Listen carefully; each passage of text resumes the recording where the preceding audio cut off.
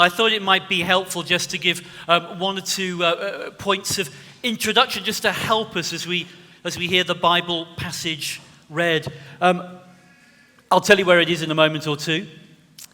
It's a passage from the Old Testament, so written several hundred years before Jesus. But in this passage, there is a portrait of Jesus, which I find really powerful and compelling. It's written in words, but a lot of it is picture language. So it's painting a very powerful portrait of Jesus. Now, it's written before Jesus was born. It doesn't name him directly as Jesus, and he's pictured in a variety of ways. He's pictured as a shoot growing out of a tree stump. The tree stump is called the stump of Jesse. And indeed, Jesse was one of Jesus' ancestors. So he's a shoot from a tree stump. He's pictured as having a rod coming out of his mouth, coming to judge the world. He's pictured as a root. He's pictured as a banner that people from all over the world rally to. It's a powerful picture. It's painted for us in all sorts of different ways. So as I read it now, you may find it helpful just to listen and, as it were, just picture it for yourself as I read it. If you prefer to follow the words actually in front of you, we're on page 697 of these church Bibles. It's Isaiah, the book of Isaiah, chapter 11, page 697. Page 697, Isaiah chapter 11. A shoot will come up from the stump of Jesse. From his roots, a branch will bear fruit. The Spirit of the Lord will rest on him, the Spirit of wisdom and of understanding, the Spirit of counsel and of might, the Spirit of the knowledge and fear of the Lord, and he will delight in the fear of the Lord.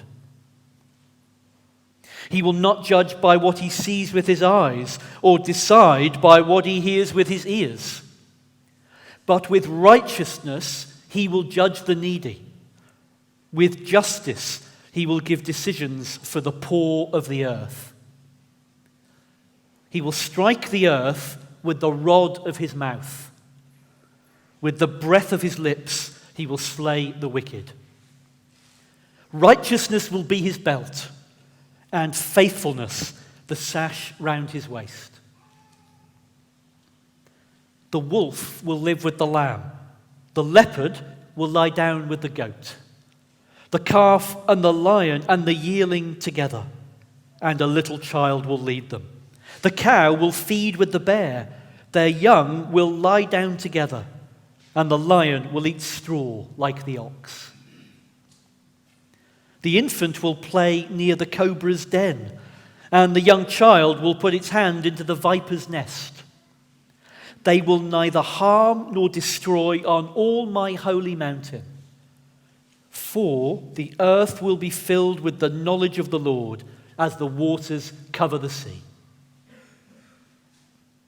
In that day, the root of Jesse will stand as a banner for the peoples.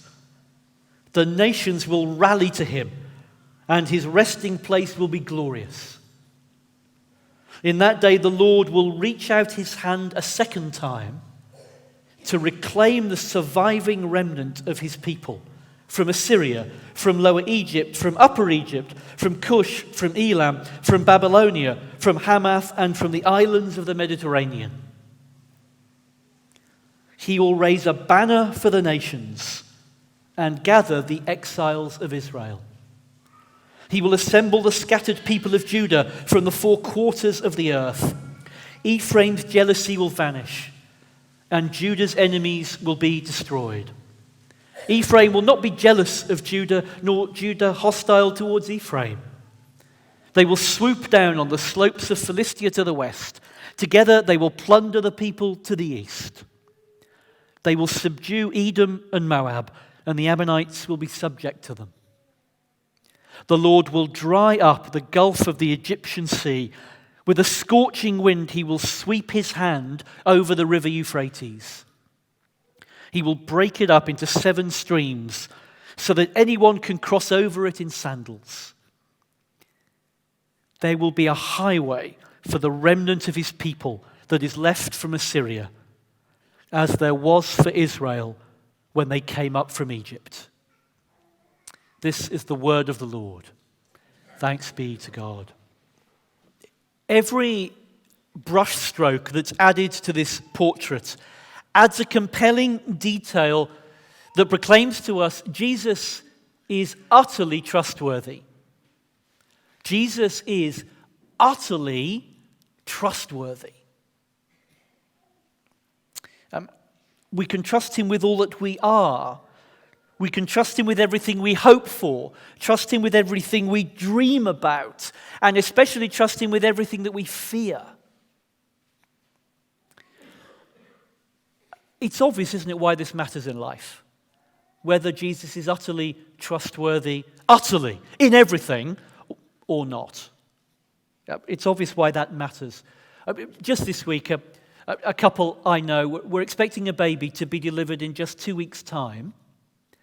And then just a few days ago, the mum felt that the baby had stopped moving, and then they went to hospital. And tragically, the scans revealed that the baby had died, quite unexpectedly. The parents are Christians. Of course, grief is overwhelming them. And so it matters. Is Jesus utterly trustworthy? Not just in the everyday, but in this as well, is he utterly trustworthy?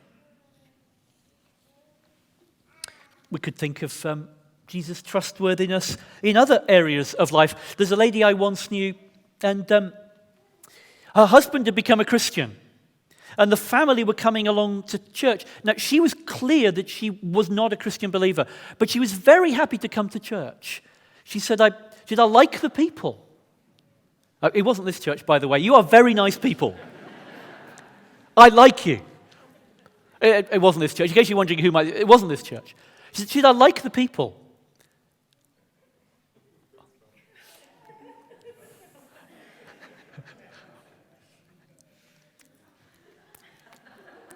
It's like a black shadow. He's in, he's gone. Thanks, Phil.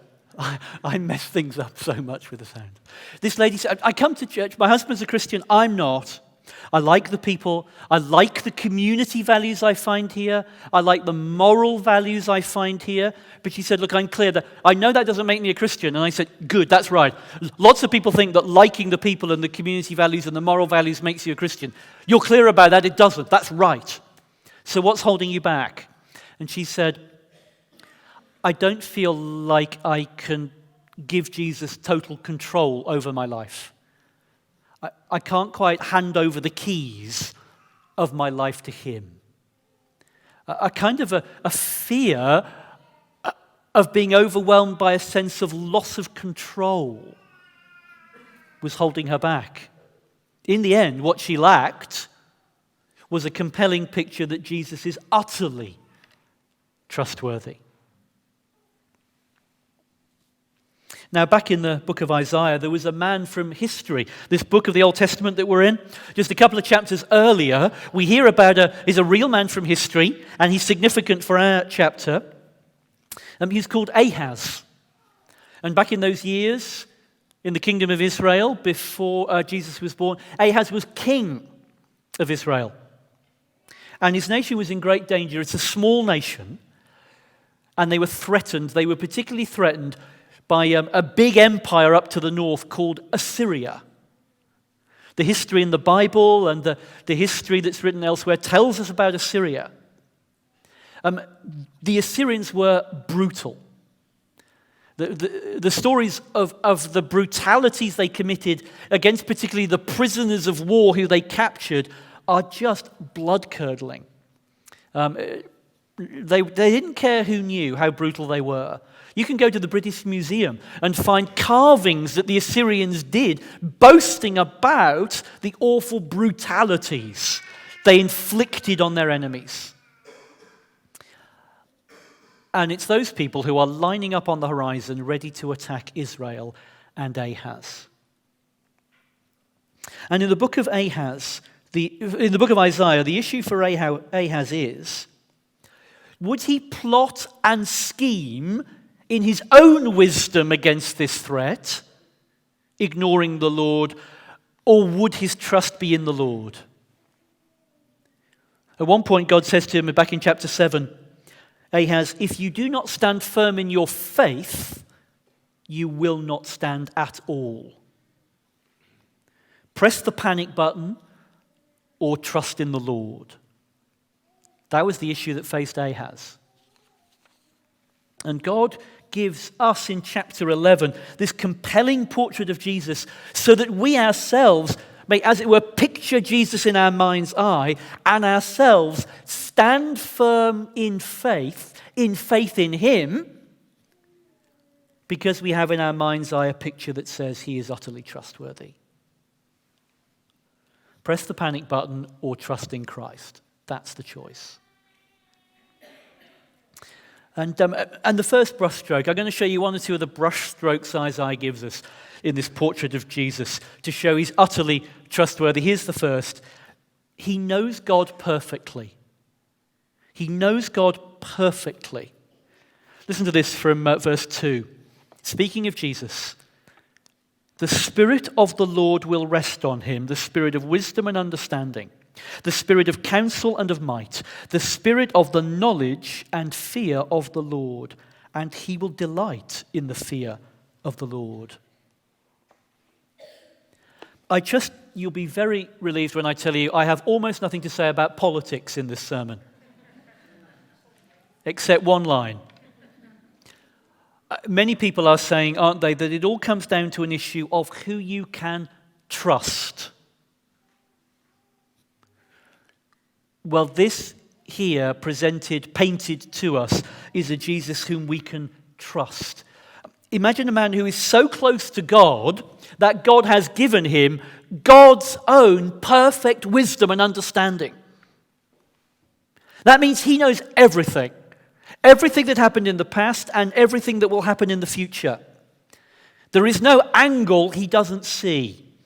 There is no in and out that he doesn't get. He has wisdom for every situation. He never has to bluff or bluster or cover his tracks because he's never faced with a situation that he cannot understand and cannot handle. For a Christian, this is the Jesus to whom you have entrusted yourself. You and I, we are constantly faced, aren't we?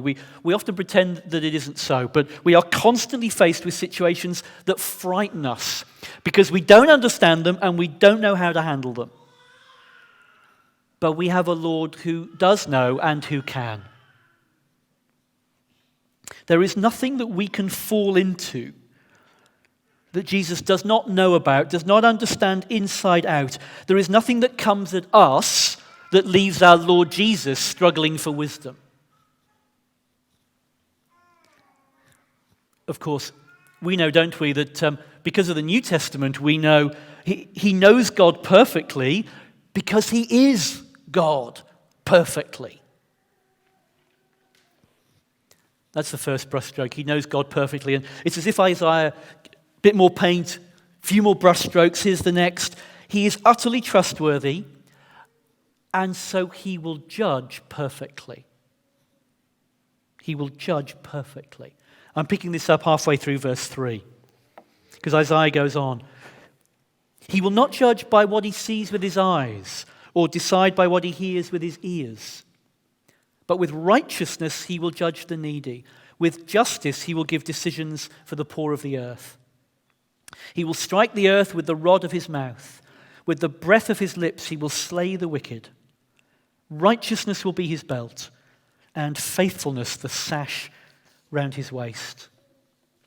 How often is it in this world that the poor and needy get trodden on and the wicked get away with it? There are plenty of people working to do their best to make sure that does not happen. But however hard we try, the poor and needy are very rarely shown mercy, and the wicked seem very rarely to be shown true justice. But now here is a portrait of Jesus. And because he has God's perfect knowledge, he doesn't just see the externals. He sees right to the heart. He sees right through us. And so one day we can trust that he will judge with absolute justice. And in the picture here, he will do it with absolute power, like a rod coming out of his mouth in his word of pronouncing justice to strike the earth. Jesus is utterly trustworthy. He knows God perfectly, so he will judge perfectly. And then Isaiah's back into his paint box again. He's got one more brush stroke. All of that means that he will bring perfect peace and harmony. And at this point, the picture language here goes into overdrive.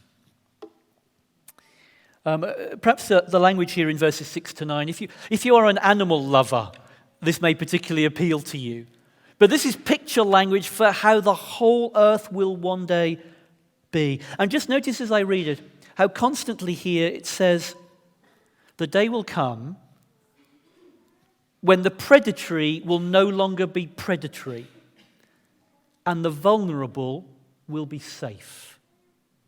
Verse 6. The wolf will live with the lamb. The leopard will lie down with the goat. The calf and the lion and the yearling together, and a little child will lead them. The cow will feed with the bear. Their young will lie down together, and the lion will eat straw like the ox. The infant will play near the cobra's den, and the young child will put its hand into the viper's nest. They will neither harm nor destroy on all my holy mountain. And here is why. For the earth will be filled with the knowledge of the Lord as the waters cover the sea. What right now would be a parental nightmare, a little child playing next to a nest of poisonous snakes.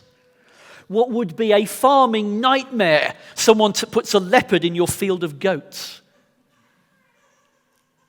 One day will be calm and safety and peace and harmony. And you'll see from verse 9, this is a picture of how the whole world will be. The earth will be filled with the knowledge of the Lord. So do you see the picture that is building? Jesus is utterly trustworthy. He knows God perfectly. So he will bring perfect justice. And that means he will bring perfect harmony. The world we want, where the wicked no longer get away with it, where the vulnerable are safe, is coming, and Jesus is the one who is uniquely qualified, uniquely powerful to make it happen. He is utterly trustworthy. So if we think of those friends of mine grieving right now over the death of their child, the child to whom all on the same day they had to say hello and then goodbye, what they need in their grief as Christian believers, what they need is not a thinned out, stripped down, sketchy version of Jesus, a Jesus who would not be trustworthy enough to bear the weight of a grief that they don't know how to live with themselves. They don't need a pencil sketch of Jesus. What they need is a full-color, big-scale, high-res picture of Jesus as he really is, who knows God perfectly, will bring perfect justice, and one day will bring peace and harmony. So God says to the Christian, you trust in Jesus? Of course you do. That's what makes you a Christian. You know that. So in your mind's eye, Christian, picture right now this big scale, full color, high res Jesus.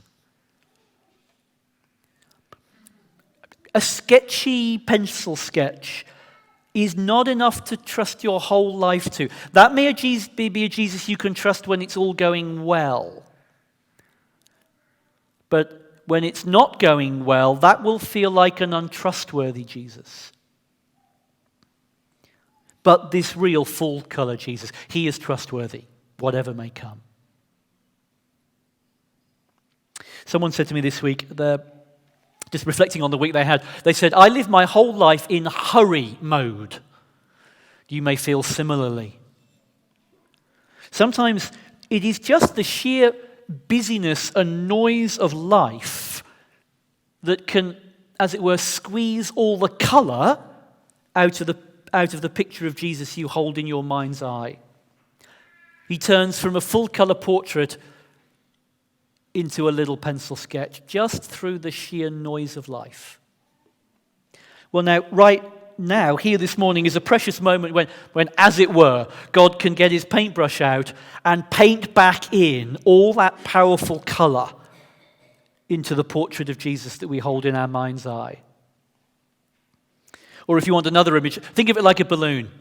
You know, you blow up all those balloons for a party, and they're vibrant and lively. And then if you lose one down the back of the sofa and find it a couple of weeks later, it is a pathetic, shriveled up, faded little thing, isn't it? Does it ever feel to you as a Christian that somehow that's what happens to the view of Jesus? It gets blown up, nice and big and lovely.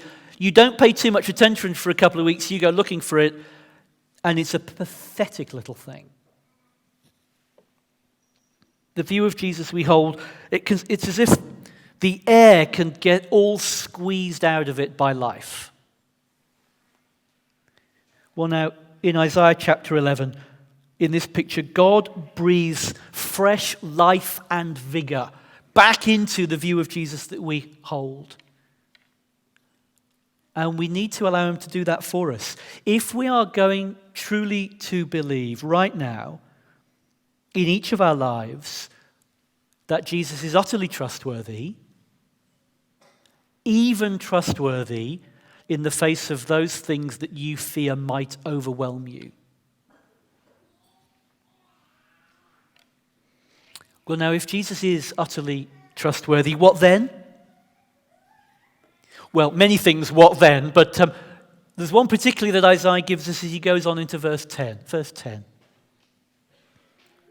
Still speaking of Jesus, in that day the root of Jesse will stand as a banner for the peoples. The nations will rally to him, and his resting place will be glorious. Let me put it like this. People will confidently run to him, rally around him. And that is happening right now. According to one reckoning, the number of Christian churches in London has increased by around 30% in the last 30 years. Now, here's the thing. A very large number of those churches have been started by immigrants from other nations who've moved here. Even in our own city, the nations are rallying to Jesus. There's quite a number of different nationalities represented in our own church family here, and that's wonderful. A friend of mine goes to a church in East London. He says they have 90 different nationalities who show up regularly. The nations are rallying to Jesus because they believe that he is trustworthy. I want to suggest that that is a helpful image for you, a helpful reminder. If in your life through the week, you're surrounded by people who think that to be a Christian is really an oddball choice. Maybe the people around you are religious, but they're not trusting in Jesus. Maybe they're very secular and think that you have lost your mind.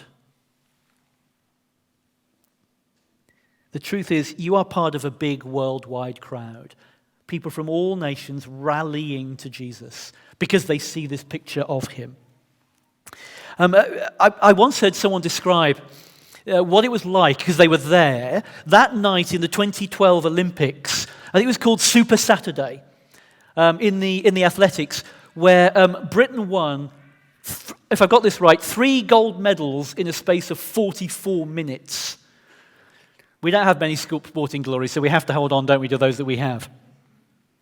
And he could hardly find the words to describe what it felt like to be part of an enormous crowd, all focused on that.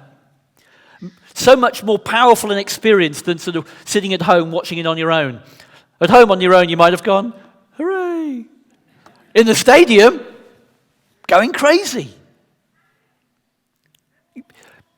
It may be that you feel somewhat on your own as a believer through the week. Perhaps that can make trusting Jesus feel hard if you feel you have to keep summoning up the energy all on your own. But now, you see, here is a vision to fill our minds. You are not just one tiny part. We are just one tiny part of people from all nations rallying around Jesus. Because together we know he is utterly trustworthy.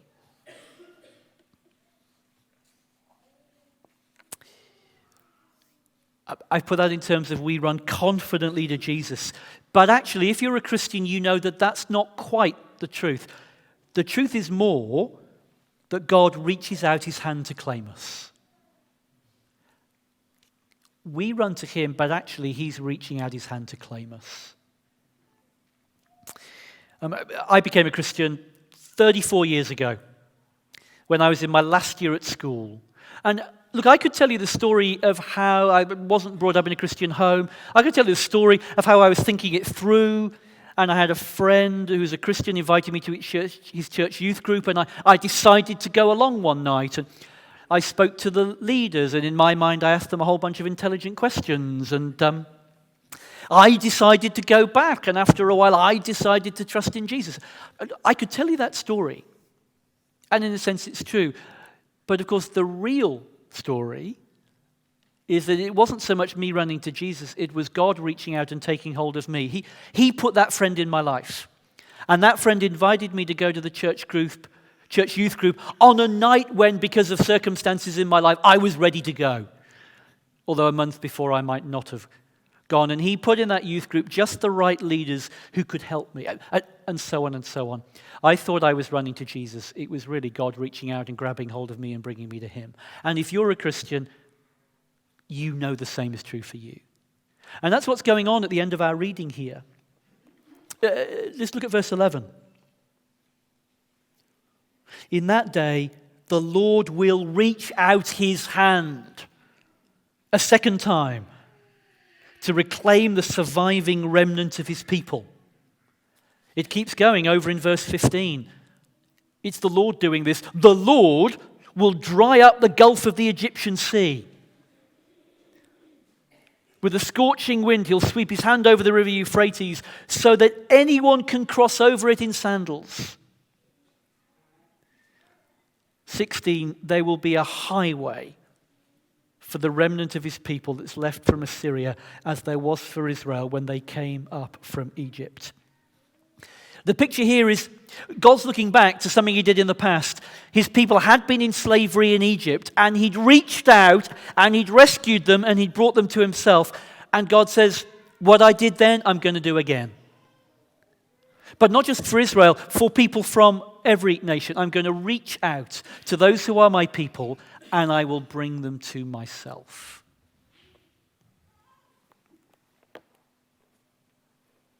We may think we have run to Jesus, and in a sense we have. But what really happened was God built a highway, and he brought us down it to him. Now, of course, the notes that sounded all through this sermon has been Jesus is utterly trustworthy. He is bigger than every danger we face, bigger than every fear that haunts us. Like King Ahaz, we will often be faced by dangers that are lining up on the horizon, and we are tempted to hit the panic button and not trust in the Lord. And Isaiah says, don't try and face it down yourself. Trust in Jesus. And here at the end of chapter 11, God gives us yet another reason to find Jesus trustworthy. And that is this. We believers, we come to trust in him not because we are the people who have got special trusting powers more than some other people. No, that is not the reason we are Christians, is it? Even our very trust in Jesus comes from him at work in us, bringing us to him so we may trust him. We were miles from him. And through circumstances in our lives, he reached out and took us and brought us to himself. The Jesus who has done that, the Jesus who even gives us the trust by which we may trust him, that is a Jesus we can trust, and a Jesus we must trust in the face of whatever we may fear overwhelms us. If we stand firm in our faith, then we will stand. I'm just going to leave a moment of quiet. I've talked about a number of different realities of life and some painful things. Maybe that sparks off something for you where you want to say, I want to thank Jesus that he's given me the strength to trust him in this. I'd love to be able to find him even more trustworthy than I do now. Whatever it may be, whatever's right for you. Just a moment to pray in the quiet, and then I'll bring our prayers together.